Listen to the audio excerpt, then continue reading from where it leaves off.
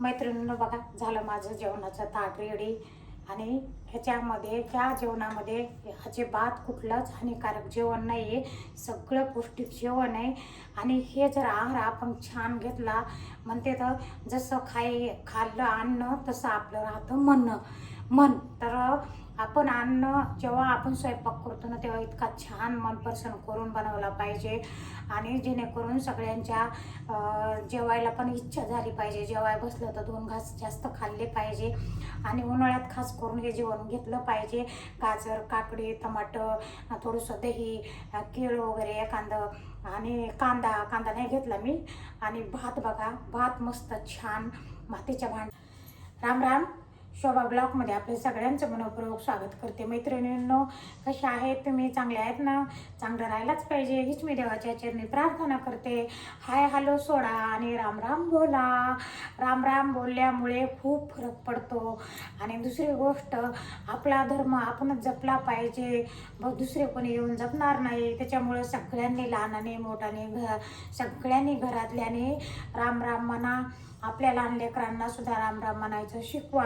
आपण जसं घरात बोलू ना तसेच आपले पोरं सोरं, वर्षाचं, 2 वर्षाचं, 5 वर्षाचं लेकरू तेच शिकतं. मग त्याच्यामुळं आपण सगळ्यांना जर राम राम म्हटलं ना तर आपल्याला सगळ्या आपल्या घरादारावर त्याचा परिणाम पडतो आणि ते पण राम राम म्हणायला शिकते. तर आता मी यूट्यूबच्या माध्यमातून सगळ्यांना राम राम म्हणते. तर काही जणांना खूप असर पडलेला आहे ते राम राम, मला असं दिसलं की मला राम राम म्हणते तर राम राम असा हात जोडते. तर मला पण हेच सांगायचं आहे की राम राम सगळ्यांनी फॉलो करा, कारण कलियुग खूप बेकार आहे. आणि आपण जर आपला धर्म विसरून गेलो, आपलं देवाचं नाव वगैरे विसरून गेलो तर ह्याचे परिणाम आपल्यालाच भोगावे लागतील. त्याच्यामुळं सगळ्यांनी राम राम म्हणलं पाहिजे. तर चला ठीक आहे मैत्रिणींनो. आणि रामनवमीच्या त्या दिवशी माझा व्हिडिओ आलेला नाही आहे, कारण मला खूप काम होते दुकानात, मला हालताच आलं नाही. मैत्रिणींनो, मी खूप छान व्हिडिओ बनवणार होते.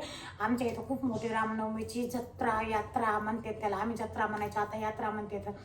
तर ती यात्रा खूप मोठी राहते, पदयात्रा. आणि ते काय म्हणते ते रथ निघालेला होता रामनवमीच्या दिवशी, खूप मोठा. तुम्हाला मी सांगते, आता आमच्या इथं दुकानामुळं, आता मी दुकानावर होते त्या दिवशी, तर बरेच जण मला विचारू लागले, पोरी बाया ब्लॉग बनवायला गेले नाही का तुम्ही रामनवमीचा, तिकडं गावामध्ये ब्लॉग बनवायला गेले नाही का, खूप छान होता. तर मैत्रिणी बघा, हळूहळू चालले मी, लोकांच्या मनात घर करते, हळूहळू लोकांपर्यंत पोहोचते मी. तर तुम्ही पण नक्की मला फॉलो करत जा. तुम्हाला जसे व्हिडिओ लागते तसं मला तुम्ही नक्की कमेंट करून सांगत जा मैत्रिणींनो. तसे टाकायचा मी प्रयत्न करेन, तुम्हाला कसे आवडतात. आणि मला नक्की कमेंट करून सांगत जा. कमेंट येत नाही ना मग माणूस ना तिथंच खचून जातं मैत्रिणी. तुमची एक जरी कमेंट आली ना अजून उत्सुकता भेटते की आपण कसे व्हिडिओ टाकायला पाहिजे, त्याच्यावर काम करता येतं मैत्रिणींनो मला. तर चला ठीक आहे. आणि दुसरी गोष्ट, खूप छान जीवनामध्ये माझा प्रवास चालू आहे. असा सगळ्यांच्या जीवनात चांगलाच प्रवास चालू राहावा हीच मी देवाच्या चरणी प्रार्थना करते मैत्रिणींनो. तर चला ठीक आहे. आजची रेसिपी आपली मस्त छान वांग्याची भाजी करायची आपल्याला. काल मी बाजारातून वांगे आणलेले मस्त छान, बाजारात गेले होते पण तेव्हा नाही व्हिडिओ ना घेतला नाही मैत्रिणींनो. बघा वांगे किती छान काटाळ मस्त. मला वांग्याची भाजी खूप आवडते, याच्याबरोबर भाकर आवडती, पण आता भाकरीचे पीठ संपलेलं आहे तर त्याच्यामुळे भाकर काही करणार नाही, पण भात वगैरे. तर चला ठीक आहे, आता आपण लागू रेसिपीला मस्त छान. तुम्हाला मी आणि भात कोणता आहे, तांदूळ कोणते वापरते मी आता सध्या ते पण. तर मैत्रिणी सगळ्यात पहिले इकडे बघा, मी ना पाणी ठेवलं आहे भाताला, आदन म्हणते त्याला. मी मातीच्या भांड्यामध्येच भात करते खूप दिवसापासून. इतका छान, इतका चवदार, इतका खमंग लागतो. आणि दुसरी गोष्ट, अजिबात हानिकारक नाही आहे. आणि कुकरमधला भात गरम गरमच छान लागतो आणि नरम राहतो. आणि निवाला का गार पडला का तर निबर होऊन जातो कुकरमधला भात. त्याच्यामुळं ना मग, आणि ह्याच्यातला भात पांढरा शुभ्र दिसतो केल्यावर, खूप छान. तर आले आता आपल्याला तांदूळ टाकायचे. हे बघा, हे तांदूळ आहे कोणते, हे आंबामोर तांदूळ आहे, आपल्या दुकानात विकायला आहे आंबामोर तांदूळ. भात शिजताना पण इतका घम छान वास येतो. आणि बघा इतका वास यायला लागलाय मस्त. तर हे तांदूळ आहे. आता याचे 2-4 प्रकार राहतात, पण हे सगळ्यात चांगला सगळ्यात चांगल्या क्वालिटीचा मी आणलेला आहे विकायला. कारण आमच्या दुकानात सगळ्या क्वालिटीचा माल भेटतो. आणि असं नाही की आता एकच आणि इकडे ह्या दुकानात तेवढा, प्रत्येकाच्या दुकानातला माल वेगळा राहतो, प्रत्येकाच्या दुकानातले भाव वेगळे राहते. तर त्याच्यामुळे म्हणून मी सांगते, गिरायकाला जर आम्ही एखाद्या वस्तूचा भाव जर सांगितलं ना, तर गिरायक काय म्हणतं, ह्या दुकानावर एवढ्या किलो आहे आणि त्या दुकानावर, तर प्रत्येकाची क्वालिटी वेगळी वेगळी राहते, प्रत्येकाचे भाव वेगळे वेगळे राहते. तर हा आंबामोर तांदूळ आहे सगळ्यात चांगल्यातला ओरिजिनल तांदूळ, इतका वास येतो छान शिजताने. तर हा आहे बघा 130 रुपये किलोवाला तांदूळ आहे. तर आता मी हे आणलं आहे बघा, किती बारीक, किती इतका बारीक राहतो बघू शकता बघा हे. तर चला ठीक आहे, आता आपण ना याला शिजायला टाकून नंतर आपण वांग्याचे, तोपर्यंत लशी करून पिते मैत्रिणींना. मातीच्या भांड्यातलं घरचं दही आहे, तर ह्याच्यातनं थोडीशी साखर टाकली. आता ह्याची लशी करून पिऊ. तर आता भाजीला सुरुवात करते. वांग्याची देठं आहे ना, देठं काढून घ्यायची आणि काटे काढून घ्यायचे. मस्त छान 4 फांगे करून घेणार वांग्याच्या. वांगे कसे मैत्रिणींना उन्हाळ्याचं ना, वांग्याची भाजी एवढी वांगे चांगले लागत नाहीत, कशी करा.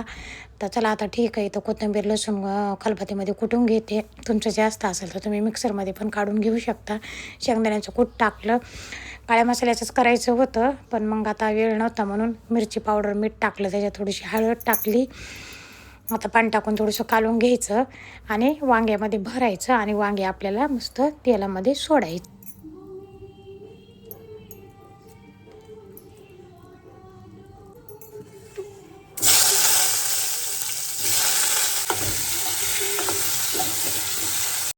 इकडं आता बघते भात शिजला का कसा मैत्रिणींनो. बघा खूप छान भात शिजला, मस्त बारीक गॅस करून ठेवला होता आणि किती पांढरा पांढरा शुभ्र दिसायला लागला बघा, मोकळा मोकळा फड झाला. आणि हे आंबामोर तांदूळ आहे ना, तो इतका सुगंध छान मस्त वास आलाय मैत्रिणी. 1 मिनटं ना वांगे झाकून ठेवले होते. आता आपल्याला काय करायचं, त्याच्यात पाणी सोडायचं. गरम पाणी करून आधीच ठेवलं होतं आणि कुठल्याही भाज्याला गरम पाणी करून टाकते मैत्रिणींनं. पीठ मळून ठेवलं, पीठ चांगलं थोडंसं मुरुस्तरनं भाजीपाला भरून घेते. रात्री आणला होता, उशीर झाला होता, मग तसाच पिशवीमध्ये होता, मग आता भरून ठेवते. बघा टमाटे खूप छान भेटले, मस्त भाजीपाला थोडा स्वस्त होता.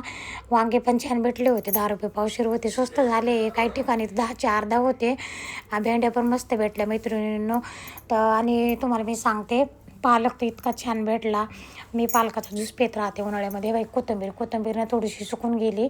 5 रुपयाची एवढी मोठी जुडी भेटली बघा. मला टाईम नाही राहता, त्याची मुटकुळी केली असती तर जरा टाईम भेटला तर करील. मेथीची भाजी बघा किती छान भेटली. आता हे भाजीपाला बघा मी कशात ठेवते, माझ्याकडं फ्रीज नाही आहे घरामध्ये, मी फ्रीज वापरत नाही. आणि ओला कपडा करून भाजीपाल्यावर झाकून ठेवत राहते कॉटनचा, पण सापडाना. आता हे ठेवलं. आता करून घेणार पटापट चपात्या आणि लोखंडाच्या तव्यावरच मी चपात्या भाकरी सगळं करते मैत्रिणींनी. इकडे भाजी पण झाली. चला आता ताट रेडी करू. जेवणामध्ये ना काकडी, गाजर, तुम्हाला मी सांगते टमाटर, हे थोडं कवायना असलं पाहिजे, कारण ह्याने ॲसिडिटी होत नाही. आणि नुसती भाजीपोळी खाल्ली का तर मग ॲसिडिटी होते ना आपल्याला, मग आपल्या शरीराला पौष्टिक कुठलंच काही भेटत नाही. त्याच्यामुळं थोडं कवायना मिठाई म्हणा किंवा केळ वगैरे म्हणा. तर चला ठीक आहे मैत्रिणी.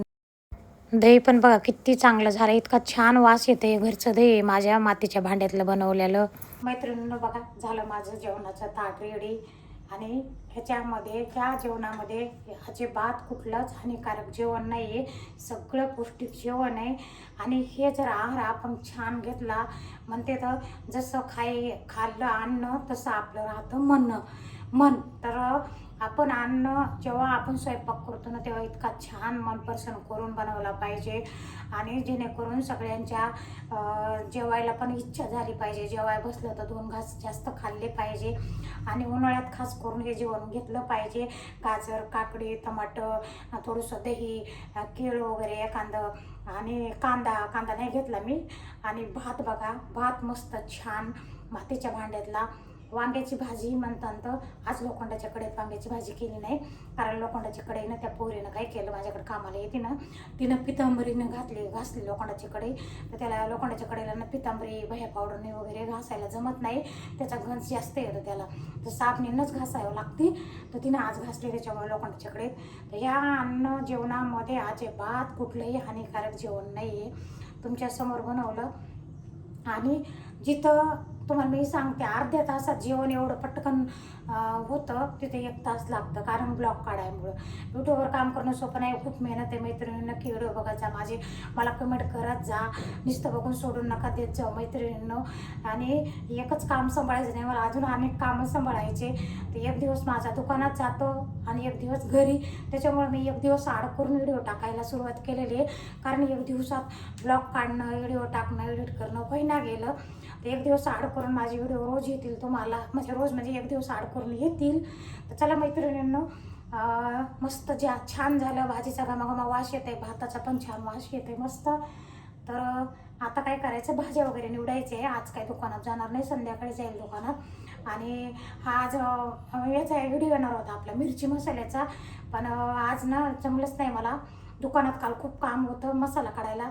दुकानातच मसाला आहे माझ्या सगळा, काळा मसाला म्हणजे विकायला, खडा मसाला वगैरे ते काढायला मला काल टाईम भेटला नाही. म्हणून मग आता आपला परवाच्याला व्हिडिओ येईल ह्याचा मसाल्याचा. मेथीची भाजी आहे ना, खूप चांगली दिसली होती म्हणून घेतली, पण उन्हाळ्याची मेथीची भाजी बी एवढी चांगली लागत नाही. मेथीची भाजी कधी लागते चांगली, दिवाळी झाल्या खूप चांगली खमंग चवदार, असं किती खावा किती नाही होते. पण मग आणली कच्ची काय खायला आणि अशी कोरडी करून काय खायला. ते आले, त्यांना जेवायला दिलं मैत्रिणीनं. अशी मेथीची भाजी खुडवून घ्यायची, लय लांब लांब लाईन नाही खुडायची. मग ती भाजी जेव्हा करतो ना आपण तेव्हा नुसती एकूण एकाला अशी चिटकती. तर अशी थोडी थोडी तुकडे करून घेतले का, मग जेव्हा भाजी केली का तेव्हा ना चिटकत नाही एकूण एकाला. तर चला ठीक आहे मैत्रिणींनो, आता दुकानात जायचे. व्हिडिओ जर आवडला तर सबस्क्राईब करा, लाईक करा, शेअर करा, कमेंट करा. तुमच्यापर्यंत असेच नवनवे व्हिडिओ टाकत जाईन. भेटू पुढच्या व्हिडिओमध्ये.